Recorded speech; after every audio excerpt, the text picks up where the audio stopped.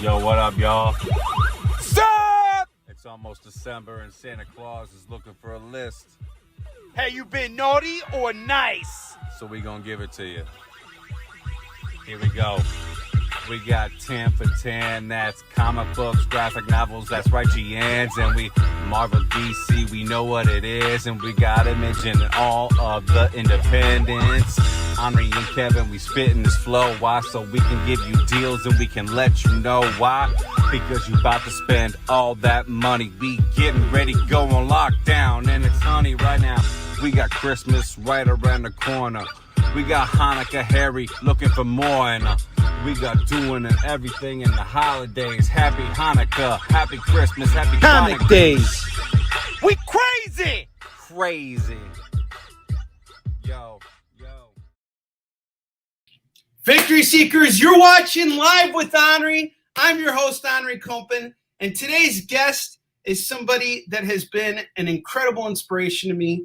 In many ways, he has opened up a door for both Kevin and I to start transitioning over to live sales, which has saved our business and has basically reignited my my fire to get out there and push comics to you guys amidst all the conventions that were canceled this year. This gentleman here who I got right now with me is he's an extraordinary human being. He has been in this business a really long time. He has achieved huge, tremendous feats in this business. And just learning from him today and having a chance to pick his brain is a tremendous honor. So everybody, please welcome Jesse James to Live with Onrie. Jesse, how you doing, my brother? Just polishing my first appearance of Hawkeye there. Oh, that's awesome. That is awesome. Appreciate you allowing me to be on your show today. As you know, this is a very moving business that we have to really pivot by the second. So let's do this. And you know what, man?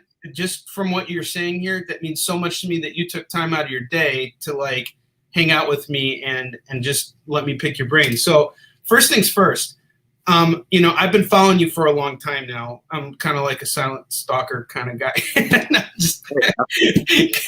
Jesse's like, all right, stay 50 feet away from me, Onrie. But no, what I mean is I'm just so intrigued by everything that you're building right now, and just looking at where you started. When I was looking on your Facebook profile and just kind of looking for pictures for the promo piece, I found like a ton of pictures of you as a kid, meeting Jack Kirby and, meeting all these different celebrities in comics and really integrating yourself as somebody who's an integral part of this business as a dealer. And a lot of people kind of overlook that aspect. They think comics, it's like, oh, you're a guy who just sits around drawing all day. Well, there's a lot of moving parts to comics in order to make them available for people.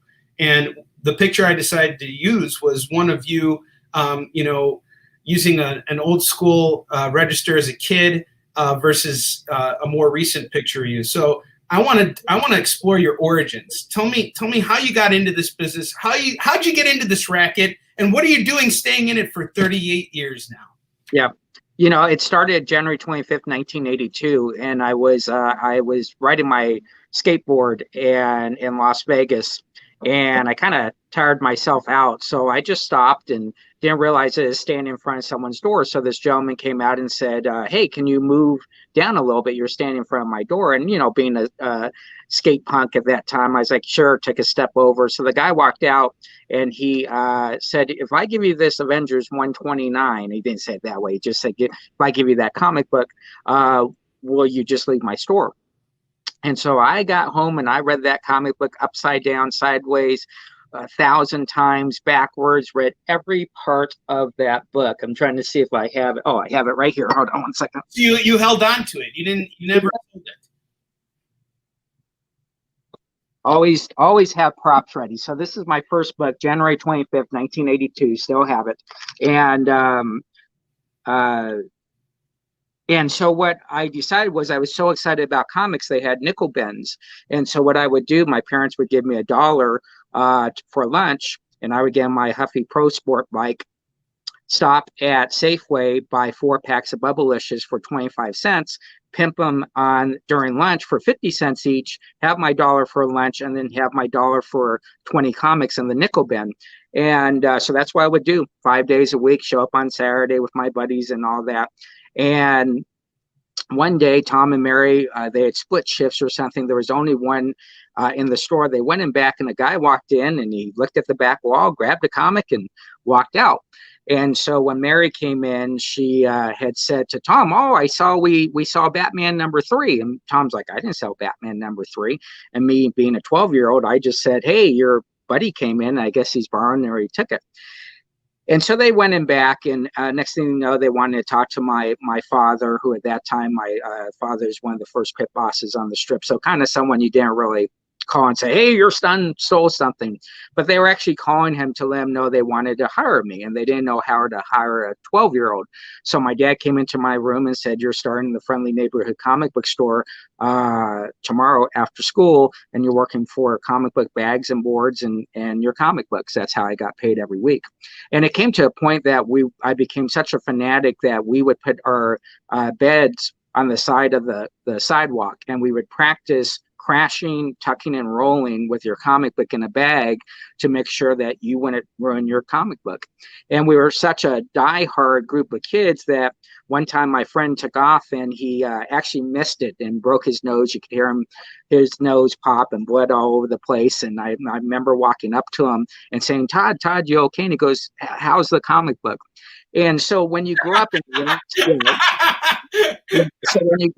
that type of atmosphere where you have the circle of guys exchanging comics, and everybody's trying to get to 50 and everybody's trying to get to 100, and a nickel meant a lot to us to be able to buy a comic. And how do you go through 500 comics to pick out the 20 comics that you want to read? Are you then be a Marvel, DC, or independent guy? And so starting February 1982, I worked in a comic book store. A couple months later, they had this older gentleman come in. I was to watch the line for him, and the guy walked up. The line was extremely long, about 200-300 people in line. And here comes this old guy up to me and goes, "Are you Jess?" And I go, "Yes." And he goes, "Well, I'm Jack Kirby, and make sure no one cuts." And I watched these people shaking and crying, and the one great thing about Jack Kirby back in that day was he would actually open up the book, find a panel, tell a story about it, and sign it to that customer. So it really made sense to him. And then that night we had dinner, and it was a great thing. So I really started off with more than most would start off with, but I really didn't understand those moments till literally 20 years later. So I started off at a young age, but I also knew at a young age that pictures mattered, and pictures kind of gave a story to you. I'm actually then be walking to another position, just so I have a little bit more. Feeling, yeah, and you're showing us stuff, which yeah, there you go. Yeah, showing us collections that just came in, and because they are then start packing behind me, and I don't want you guys to hear that noise. So it really became a thing that you had to learn on the fly. And back then people didn't walk in and say, what are the keys? What keys should I buy? It really came down to people would come in on a Friday. I would hold something up after opening up the box and say, "Who wants this Wolverine #1?" And that's how you kind of did this business. There was a sense of innocence that you looked at the cover. If you liked it, you bought it because you knew what was on the cover was on the inside. And so I went kind of through corporate life with a corporate company across the nation, but I always picked up my pull boxes, stayed very in tune with the comic book industry, being a major poster on a couple of posts during the 90s and the 2000s and YouTube and all that stuff. And when I decided to open up my store, it became a notion that I was making great money, but I was still working for someone else. And I wanted to work for myself, and I wanted to do something that I said as a 12-year-old I would do. I would have a comic book store. As you can see behind me, I have an arcade. I have a 60-piece arcade. So I really was dedicated to my dreams.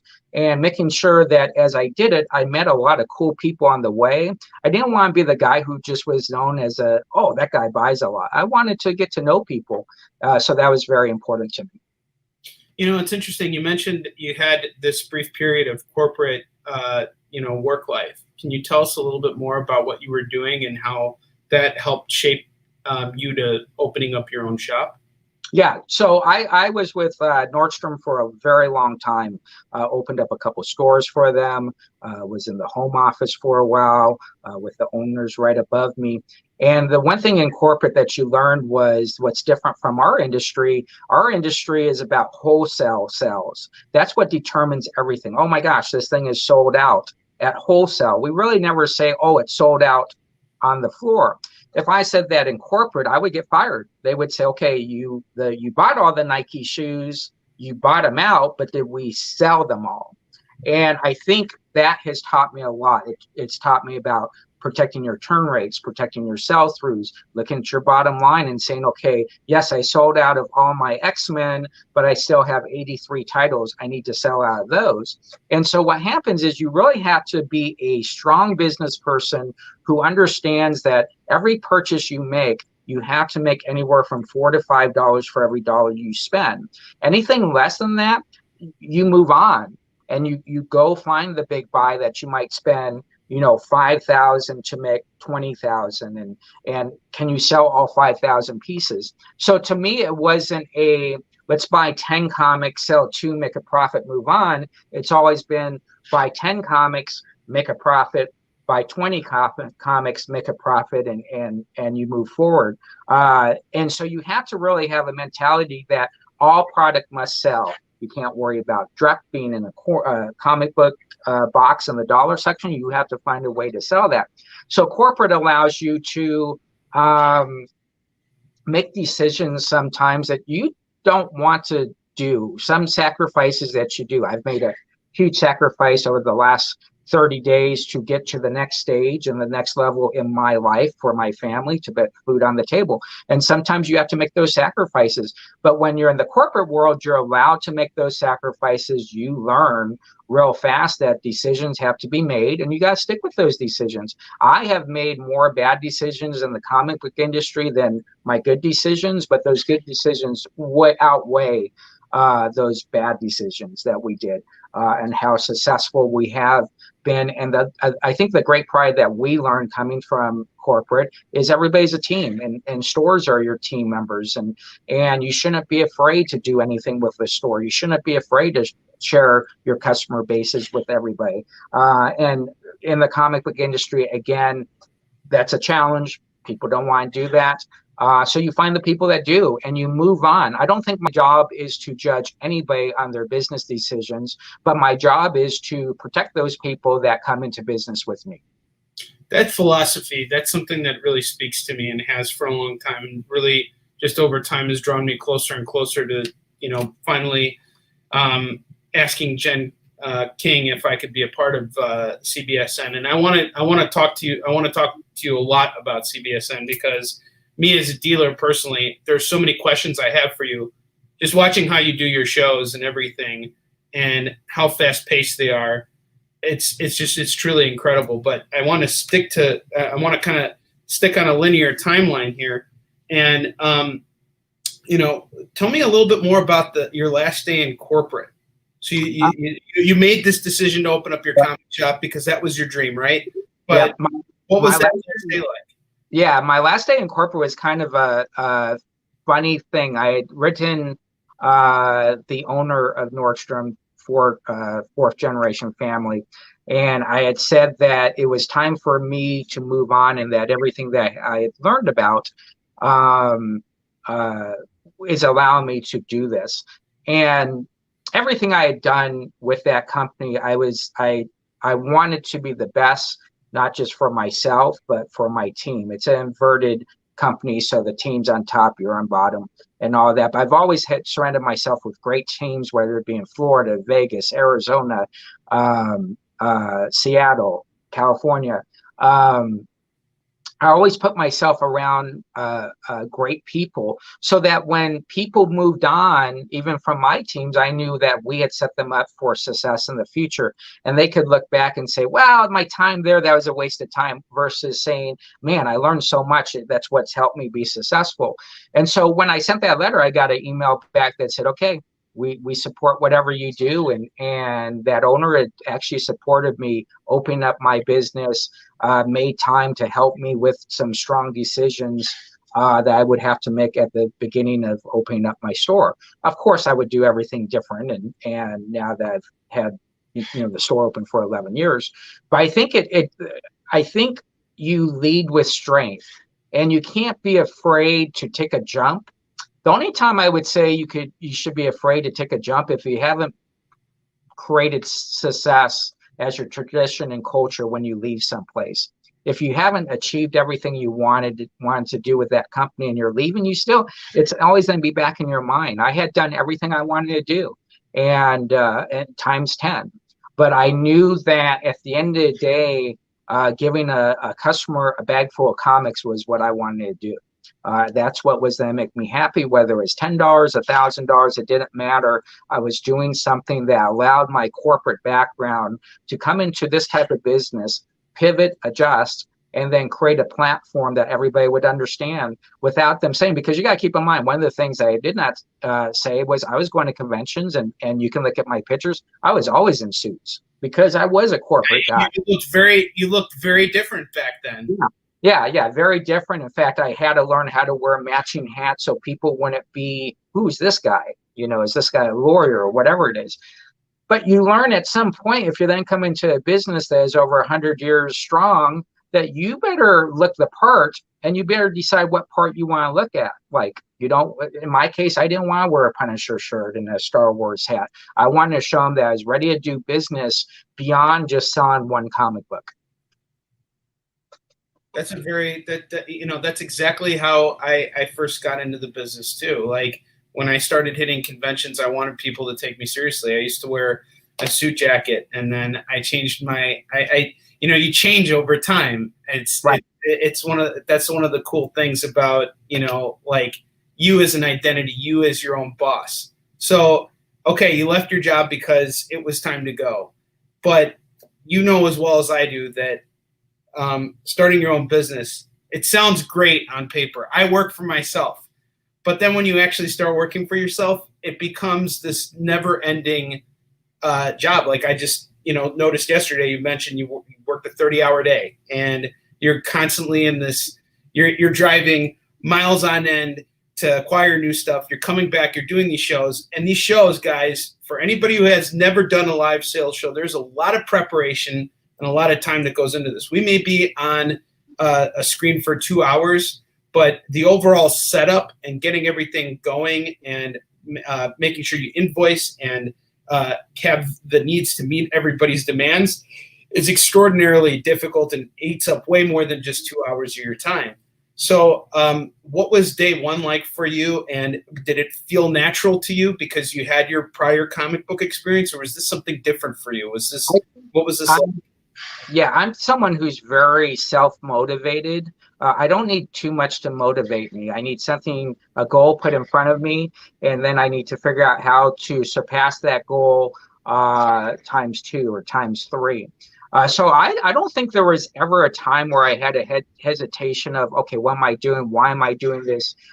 It was more, how do I do this better than anybody else in town? At that time, when I opened up, I had 32 stores in town, and most of the people in Arizona know how the story worked. I called my real estate agent. I was in Seattle, and I said, I'm sorry, I called Diamond First, and I said, what would be the one state that you would not open up a comic book store in?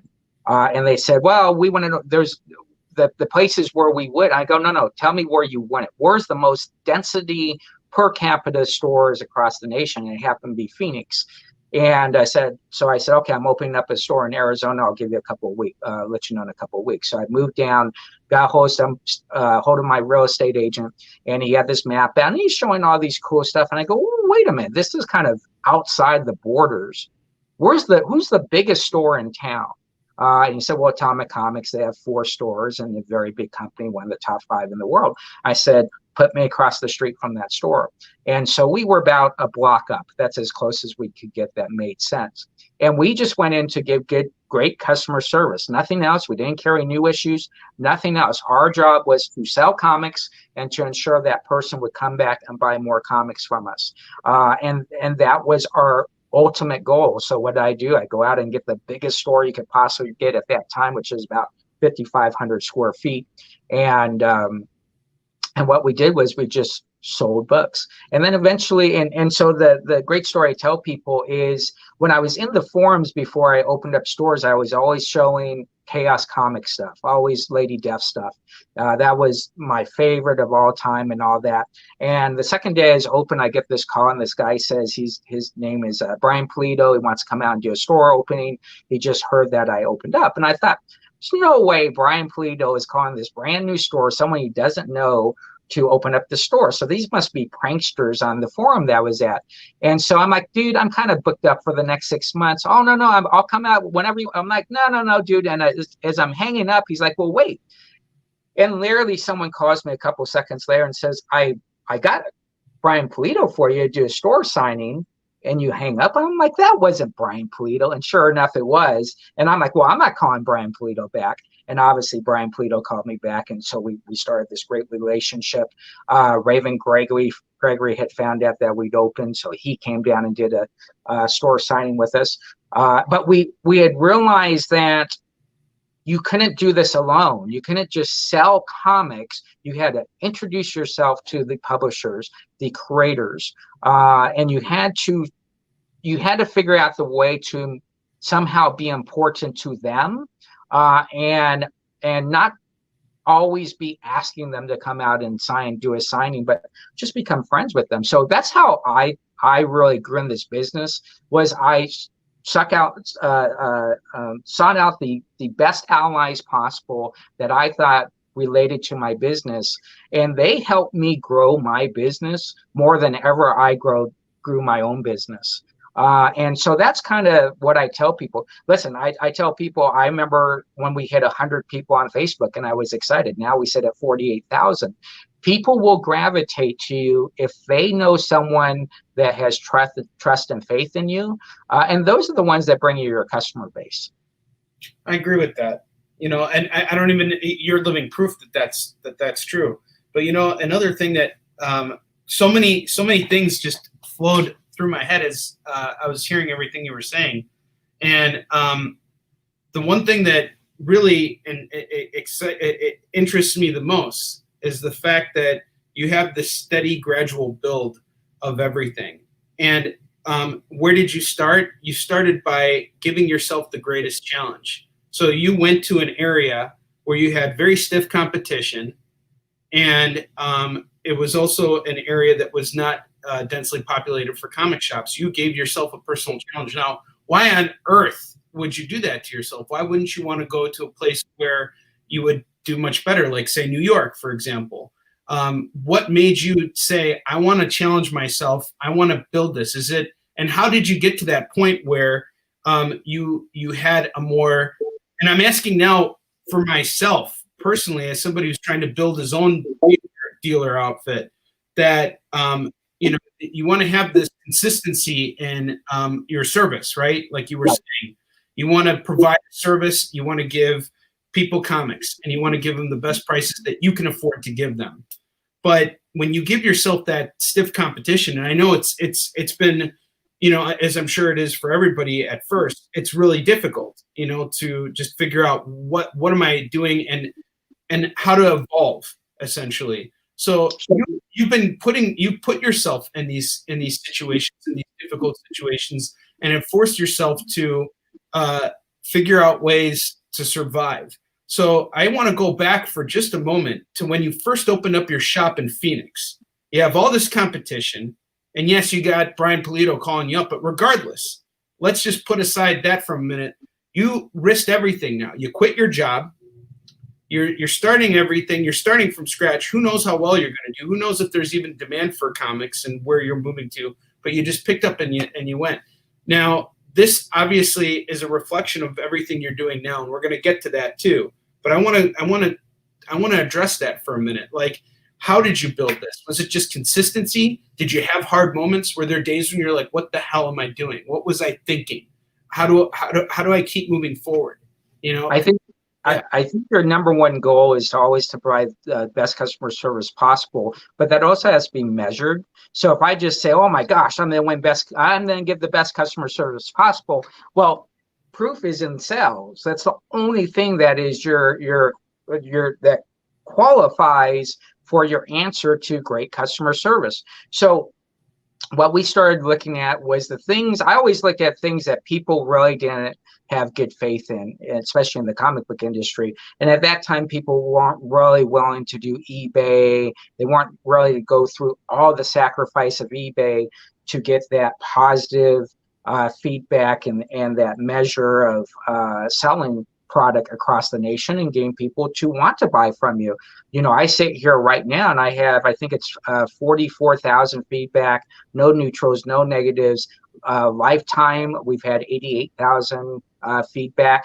And so what you look at is you say, every customer will determine my success. Listen, I can have 88,000 feedback. Trust me, one day, and there's no wood around me to knock on here's some right here. I'm going to get a negative, and people are going to say, see, he got a negative. So your goal is to, if you truly believe in success is giving the best customer service possible. There's a sign in my warehouse that says a very simple quote. Rule number one, give the customer the best service possible. Rule number two, if you can't give the customer the best service possible, revert back to rule number one. It's the only way to do business. You do everything you want, right, left, up, down, but you better be giving the best customer service. And if you give the best customer service, what that means is the person that walks in to buy his new issues is walking out with 4 or 5 more books. So this is about add-ons. This is about, hey, did you join our Facebook page? Hey, did you know that we're on eBay? And those were questions back in those days people didn't ask. They didn't even ask you. Most people didn't have Facebook pages. That stuff was around back then, yeah. Right, exactly. And what I also did was I started to make friends across the nation with comic book stores that I really, really trusted or admired. So whether it be Aaron at A Comic Shop, watching him at conventions and everything he was doing, and I became great friends with him very early. And you know, the Billy Tushis of the world and people that I just knew that I admired from afar and now could be their friends. And being their friends meant posting stuff that they were doing and linking stuff and mentioning them stuff and giving them the credit and you kind of stepping back from it. So I think at the end of the day, day one is the same day every day. Give the best customer service no matter what.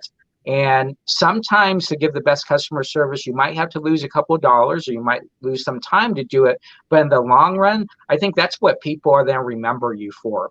You know, we just bought a big collection from a guy that when we left Diamond and stopped carrying new issues, he went to another store, got his books. But guess what? When he sold his books, he didn't call that store he's going to. He called us because he knew we would give him the best service when it came to buying his product.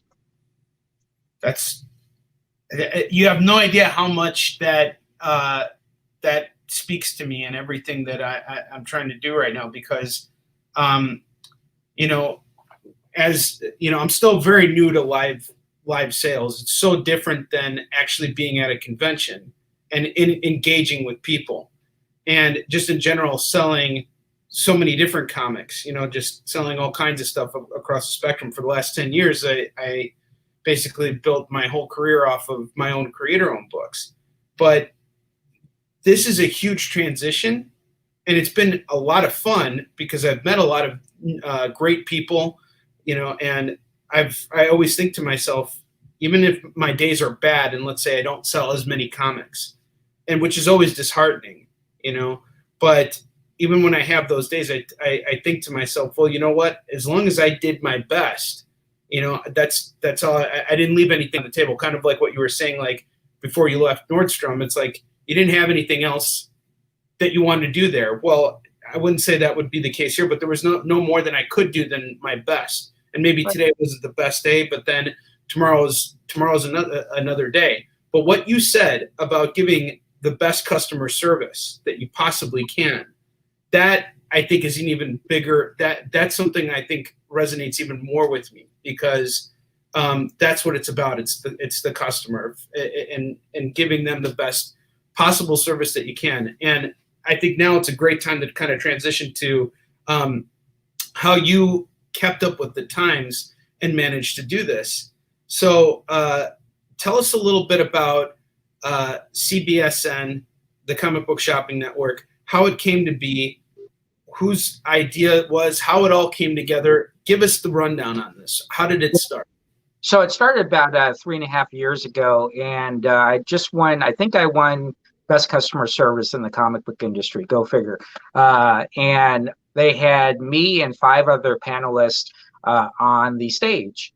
And afterwards, we were to give a speech in a more closer, tight-knit, intimate arena on social networking. At that time, I think I had the largest page and all that. And so I just happened to be sitting next to Jen King, and after the meeting, we kind of sat there while everybody went out to eat, and at the parties, we started talking about how do we sell customers, and this is so funny that the world that we're in now, how do we sell customers that won't have a comic book store or can't go to a convention? And we all of a sudden realized we had all these orphan customers across the nation, across the world, that didn't have comic book stores. And so I was literally watching QVC, and I was watching this watch being sold by this lady. It was a black diamond from Australia watch, 500 of them. And I'm watching this counter come down, best watch we've ever had. And, oh, we're sold out. So she pulls this next watch up. This is from Switzerland, best watch we ever had. I'm thinking, you just said the last watch was your best watch you ever had. But she sells out. And it dawned on me, why couldn't we do this in the comic book world? What stops us from doing this? So I approached Jen King again after we had talked, and we started to put together a comic book shopping network. And the difficulties arose that, again, no one wanted to share their customer information. No one really had done it in the force that we had done, that we were looking to do it at. Yes, there were single shows. I was doing it kind of singly by myself, doing great business, but I wanted to do it to where people could shop all day and have a great comic book experience and the best comic book therapy possible on the market. And so when we came up with Comic Book Shopping Network, it was challenging. Aaron came in. I think Aaron came in because he was friends with us. I didn't think he expected too much from it. Jimmy J eventually came in, but we had a little group of people here and there, and our shows were probably about 4 hours a day. And as you start doing this and you start realizing you're creating a network and you're vetting your customers, and, you know, for every 10 that apply, you're only approving 5, sometimes 6. And as you do all your research on them, and as it started getting bigger, more people came on board. And our whole goal, and keep in mind, this is way before COVID. Our whole goal was to help customers around the world that didn't have comic book stores, but also help comic book stores that might need that extra income. And so it just eventually, through hard work, dedication, almost to a point where I know at the beginning people were laughing at us and thought we were crazy to do this. Who would shop on network from people that people didn't even know?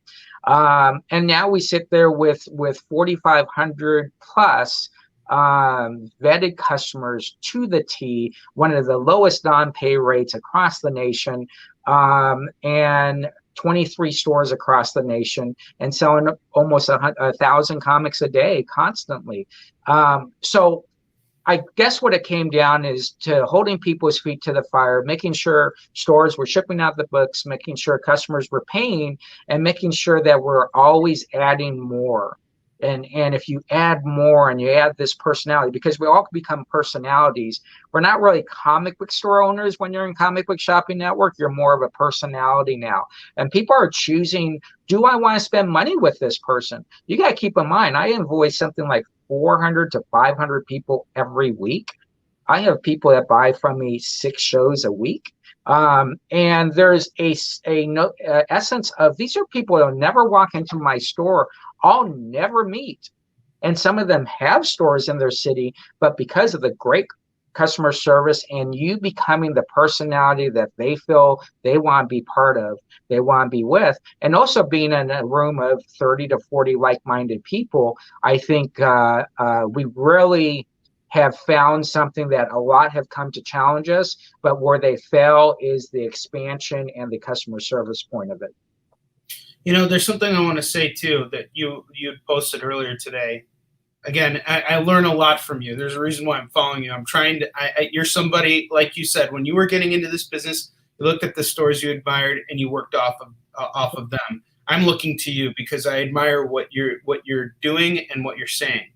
And one of the things I saw you say is you can't sling comics unless you're buying comics. And that's something I realized ever since I got into this as a dealer. I'm buying more comics now than I've ever bought before, and I'm supporting my local comic shop.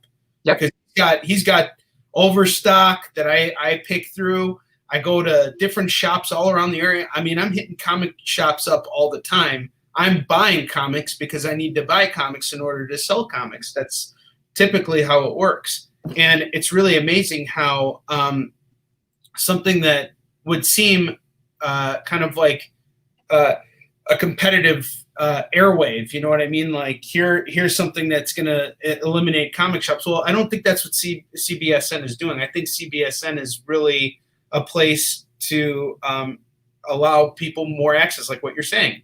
And I know personally from a lot of the customers that I've dealt with from CBSN who I've met, a lot of them have very easy access to comic shops. But like you said, they're buying from us because they like our customer service. They like us. We're personalities. It's showmanship, you know. And that's something that's always really spoken to me as a comics creator. Is it's not just about what you're putting out. Every comics creator has to bring some type of showmanship to what they're doing. They have to have a personality that people can get behind. You know, that's kind of the idea behind it. But I want to talk to you a little bit about how you saw. So the beginning of CBSN was not. It had to be. Was it off to a rocky start, or was it something you anticipated? And what was the point when you started to see like, all right, this is the tipping point. Now things are really going to get. You know, this is the point now where things are really going to take off.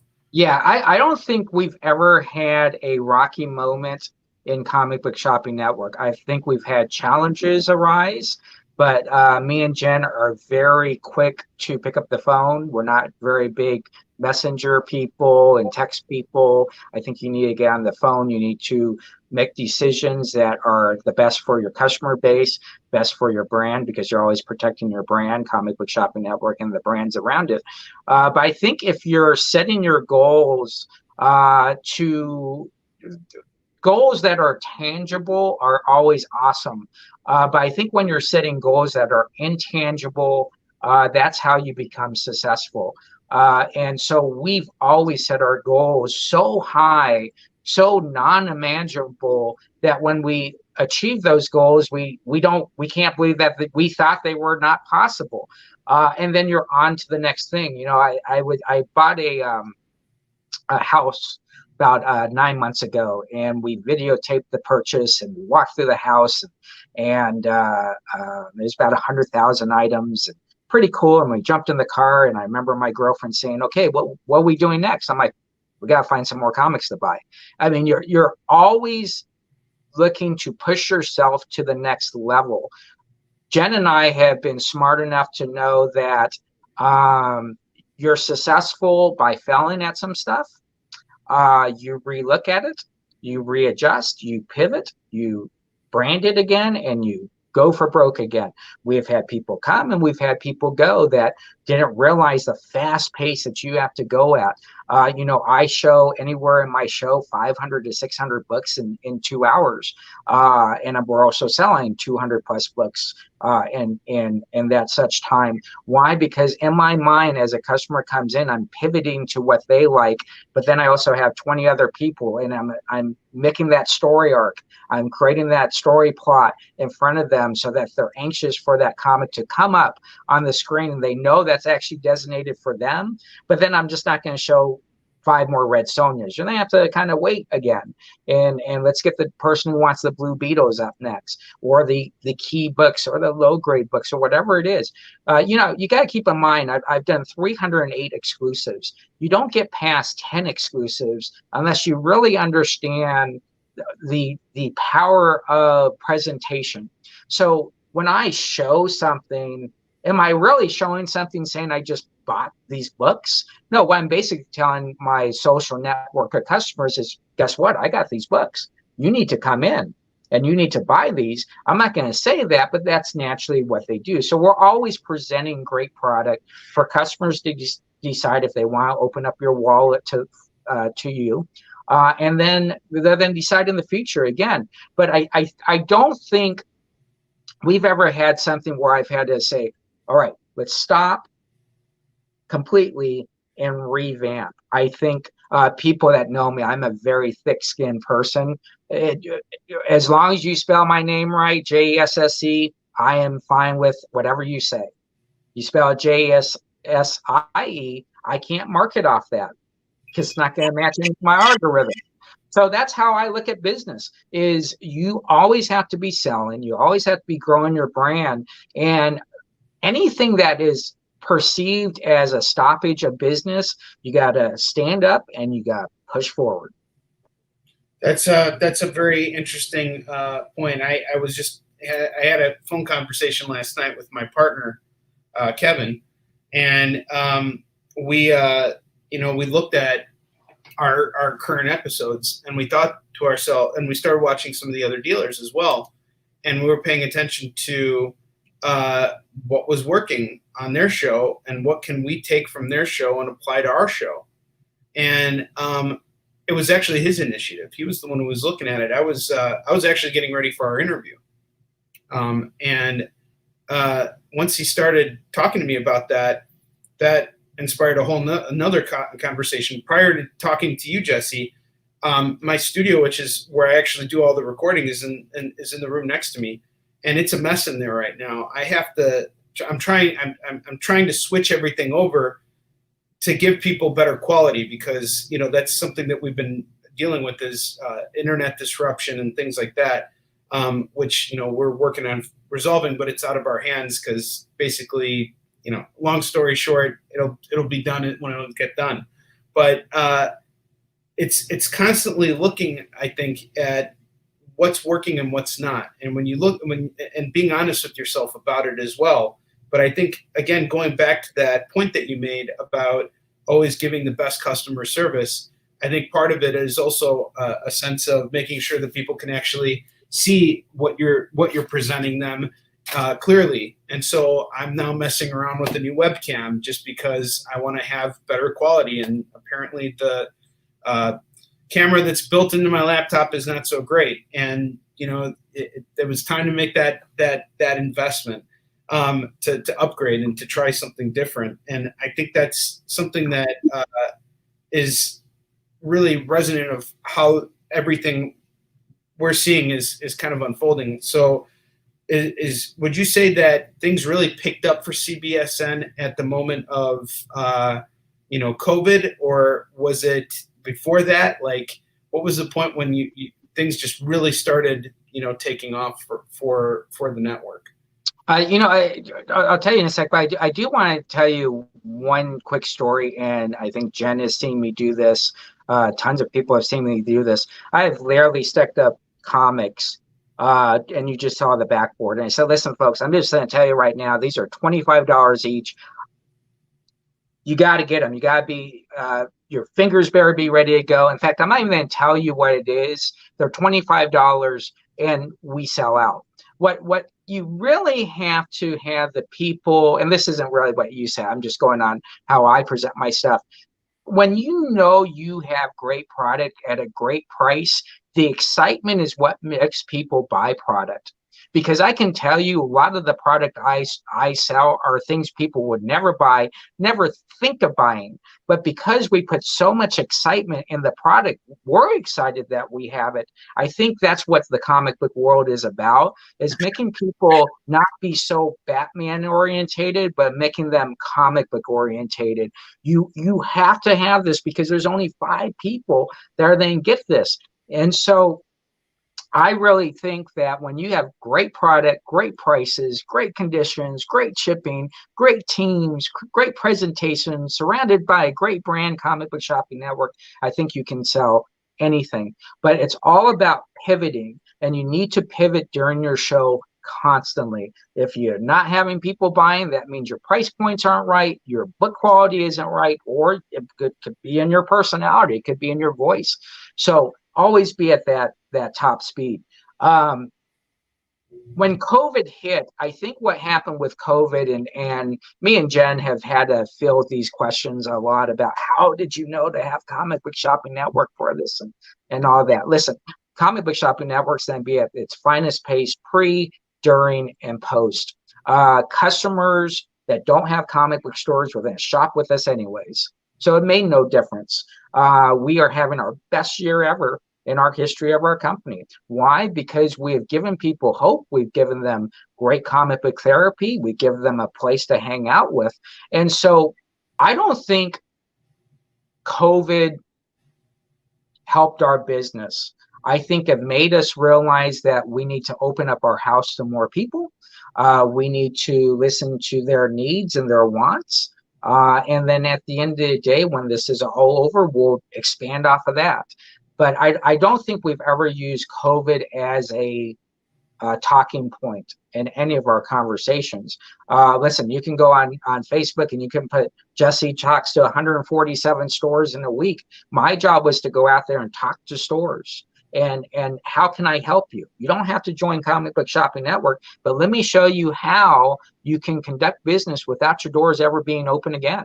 And so I think the only thing that's done is it's made us realize that you can help a customer today by entertaining them, giving them great product, or both. Customers don't have to buy from the binge bar. This is on, I'm going on show 638 now, and we have a lot of people follow us a lot from show number 1. We provide a tremendous amount of entertainment constantly. Absolutely. And it's such now just speaking as somebody who very recently joined CBSN and is having the just sincere privilege and honor of learning from all these other dealers. And just to tell everybody who doesn't know about, what goes on in our think tank is you basically have guys, a bunch of dealers from across the nation really working together. When somebody can't cover a shift, they'll reach out to somebody and be like, hey, do you want to cover your shift? Do you want to cover my shift? And I've been doing that a lot, especially in the beginning. And even now, whenever it's a slot's available, that's an opportunity to reach somebody new. And it's not, when you go on the Comic Book Shopping Network, it's not the same thing as being on your own network, because you're in an area where people actually go to buy comics. And you don't even get that many comic book buyers at conventions, in all honesty. I would say the amount of people who are actually at Comic-Con, the mass majority of them are there to meet the celebrities. Are they people who would buy comics? Possibly. It all kind of comes together. But they don't, the amount of people, if you look at, let's say a convention fills up 200,000 people, the amount of people who are actually buying comics in bulk or whatever you want to call it is much smaller than the amount of people who are there for other things. Here on this network, there are 5,000 vetted, close to 5,000, 4,500. I'm rounding up to 5,000 for you. That's fine. I just want to make you look good. And it's going to happen anyway sooner than you think. But 6 months from now, it'll be a thing of the past. 5,000, we're at 6,000 already. And I've seen it grow just in the 3 months that I've been there. It started out 4,000 when I first got in. Now it's 4,500. So this is constantly a growing thing. And just seeing how every dealer is, it's almost like we work together, but we don't work together. We all have our own businesses, but we're not competitors. We're partners in the sense that we're trying to bring more comics into people's lives. We're trying to all make the world a better place through comics. And that is why I look at you and Jen and Tom as sort of like the forefront of what CBSN is and what the potential is. And just seeing how strong and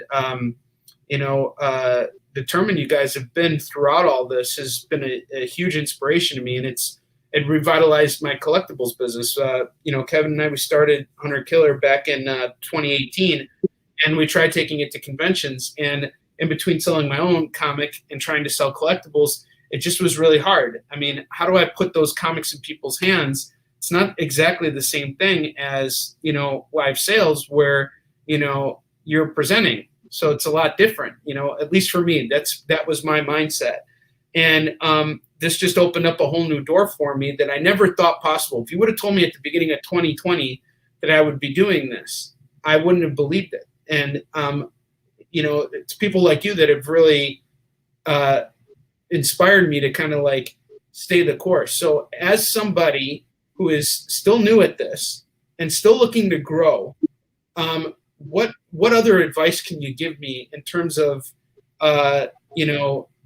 exponential growth? Because I know that there's going to be a lot of creators right now. This doesn't just apply to me, Jesse. I think this applies to a lot of creators right now who are waiting for conventions to come back. And I've come to realize that 2021 is probably not going to be a very con heavy year. By June, maybe they might start having smaller shows, but things might really come back to normal around December of next year. So that being the case, I got a whole year to learn this platform and to do everything. And if you're a creator like me and you're not hitting Kickstarter, or you're not at that point yet, but you got stuff you want to sell and you want to move it, listen to what Jesse is about to tell me, because there is no reason why you can't be doing this as well. I have used CBSN and this platform of what Kevin and I do to move Eastern shit. And it actually works. So I just want to hear from you, Jesse, as an experienced dealer with over 38 years of experience in the business. Yeah, I think what you have to do is you have to realize you are throwing conventions right now, and you're doing conventions right now. We throw a convention every single day with 5 to 7 dealers across the nation that are selling to a group of people that are dedicated to buying books. We don't have the fluff. We don't have the people walking around. We don't have people complaining about the ticket that they bought for because they bought that ticket. They could have bought that piece from you. You're dealing with a whole group of people at once. Most of the time, more people than you're going to see at a 200,000 convention, because you got to break it down to people that come to your convention. You don't have someone to the right of you, left of you, front of you, back of you. So it's your job to turn your show into entertainment, and it's your job to say, this is my convention right now for you, and not wait for quote unquote conventions to come back. So that's the first thing. I think you have to get the mentality that you are throwing a very exclusive convention to your customer base, and your job is to expand that to more customers. And if those are the terms that you have to use, those are the terms that you have to use. It's very simple for me. I start off every show saying, hey, this is the Binge Bar show 637. We provide on the Comic Book Shopping Network, comic book convenience at your fingertips. We provide you awesome comic book therapy for all your comic book needs. So I'm telling you, this is where you need to be. I don't care if it's conventions going on today. This is where you need to be right now. And when conventions do come back at the end of 2021, we'll still be the biggest convention that you'll be able to go to 7 days a week. You won't have to fly. You won't have to do all that other stuff. You'll be able to get great product from all our shows. We have so much new stuff coming out that will blow people away, that even when conventions come up, Comic Book Shopping Network will still be the biggest seller of that day, no matter what. And so what we look at is, how do we energize our people? How do we energize the customer base to realize you are what matters? You are being presented a convention right now that you and a couple of your friends and a couple of comic book fans are being able to see exclusively. And so I think that's how you do it. If you're going to have a show selling marbles, you better be preempting and pre-promoting that days before, so people know that they're Marvel fans. That's what they're going to be buying on that show, and they're ready to rock and roll. Listen, I do a lot of pictures every day. I'm probably the most I probably have the most photos in comic book history. Every book I get, I am showing, I'm showcasing it, and I'm ready to sell it at the same time. Yeah, it's a cool book, but guess what? I'll also sell it to you.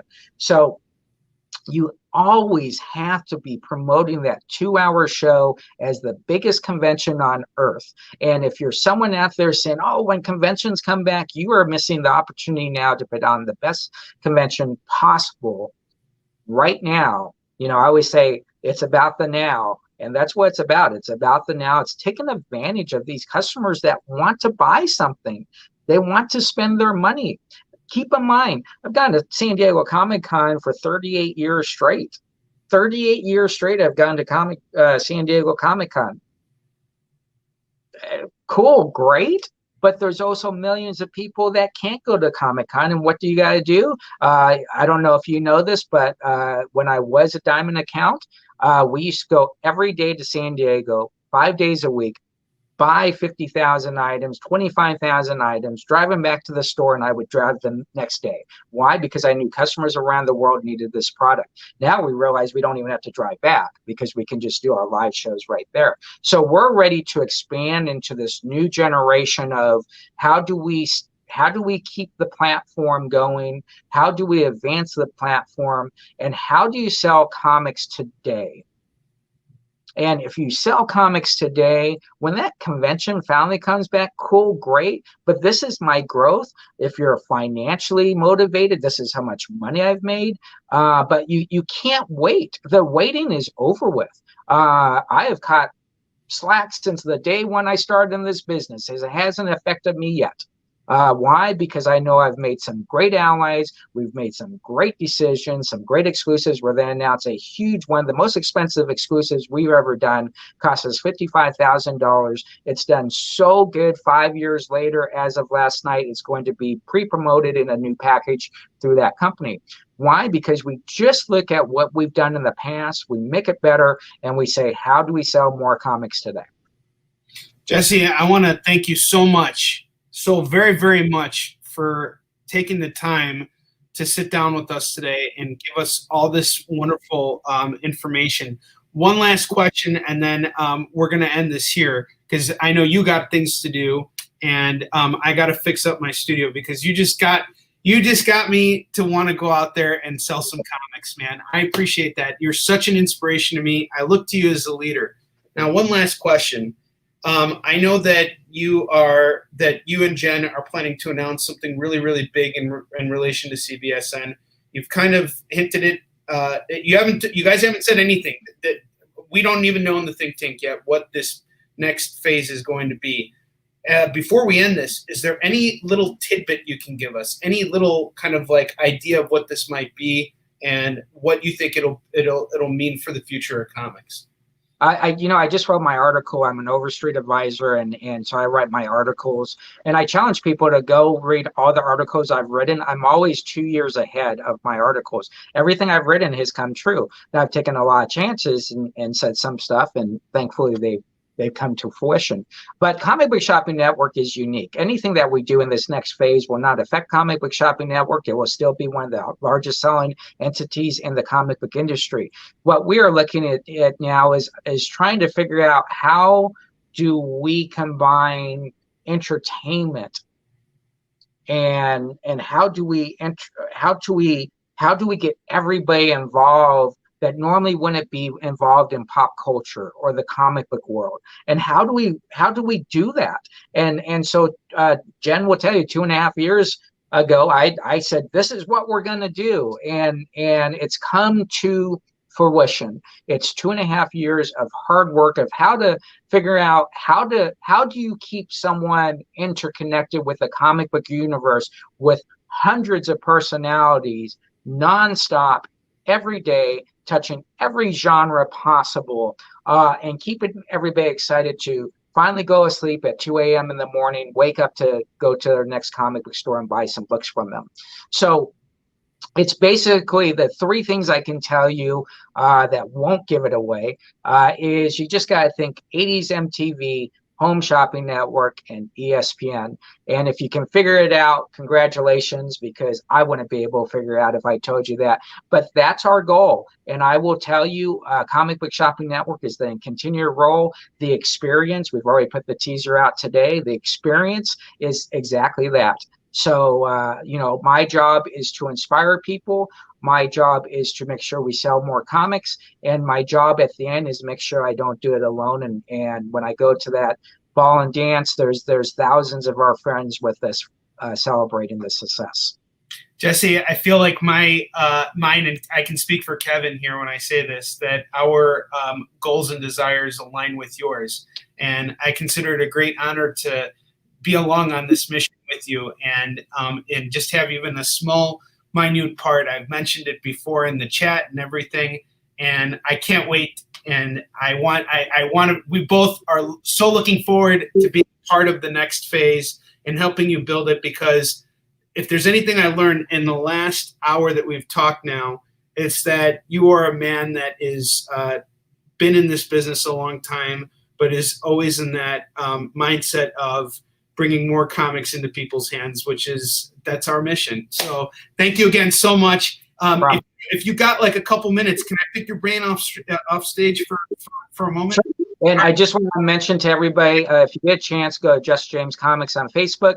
Also, if you go to our eBay store, I am running the charity auction for Give Comics Hope, which is a charity for comic book stores across the nation. We're selling stuff at auction. 80% of that charity goes, or 80% of the income goes to charities to keep stores open. That's involved with Bink, William Shane's, a whole bunch of cool people. And when all that money is collected, they'll divvy it out to stores across the nation in moment of need. So thank you very much. Thank you, Jesse. Thank you so much. Just hang out tight. I want to close out real quick. Thank you again. Well, there you have it, folks. That was probably one of the most insightful interviews I've ever had the pleasure of conducting. I'm looking forward to asking Jesse a couple extra questions and just getting to know my friend off stage. And I just want to let you guys know we will be back on CBSN tomorrow afternoon at 1 p.m. Pacific, 2 p.m. Mountain, 3 p.m. Central, and 4 p.m. Eastern. Kevin will be back on with me at 5 p.m. Pacific, 6 p.m. Mountain, 7 p.m. Central, and 8 p.m. Eastern on our network. And we're pulling out all kinds of random stuff. I've rebuilt the rack. I just acquired a bunch of other stuff, and so we got a lot of cool new items coming out tomorrow. All just various stuff. It's going to be great. We're going to have a great show, and I will see you guys then. And thank you so much for tuning in. And I will see you guys next week. We've got another really, really great guest lined up for you. So I will see you guys next week with another live episode of Live with Onrie. Until then, onward to victory.